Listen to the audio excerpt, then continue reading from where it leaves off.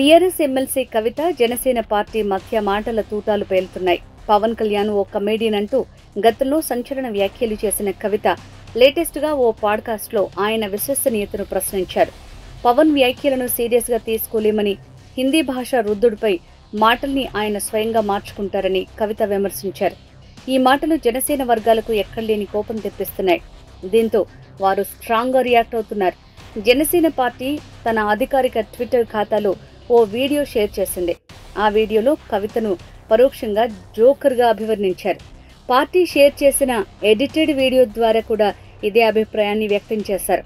పవన్ ఒకప్పుడు వామపక్ష కార్యకర్తగా ఉండి ఇప్పుడు సనాతనునిగా ఎలా మారారని కవిత ప్రశ్నించిన వీడియోను హైలైట్ చేస్తూ జనసేన పార్టీ రియాక్ట్ అయింది.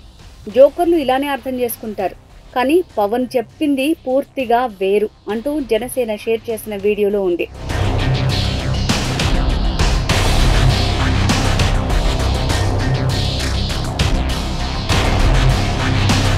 హిందీ భాష రుద్దడాన్ని పవన్ ఎప్పుడూ సమర్థించలేదని క్లారిటీ ఇచ్చారు.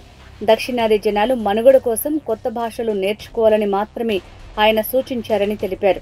కవిత ఈ వ్యాఖ్యను తప్పుగా అర్థం చేసుకుని పవన్ పై అవమానకరమైన వ్యాఖ్యలు చేస్తున్నారని జనసేన ఆరోపించింది. నిజానికి జనసేన అధికారిక ట్విట్టర్ ఖాతా నుంచి వచ్చిన ఈ వీడియో చాలా తీవ్రంగా ఉంది. ఏమైనా ఇప్పుడు ఈ వీడియోతో రెండు పార్టీల మధ్య కొత్త చర్చ మొదలు కావటం ఖాయంగా కనిపిస్తోంది. మరికొందరైతే మీ రాష్ట్ర రాజకీయాలు చూసుకోండి, ఎందుకు పవన్ ను టార్గెట్ చేయటం అంటూ విమర్శిస్తున్నారు. మరి ఈ వివాదం ఎలాంటి మలుపు తిరుగుతుందో చూడాలి.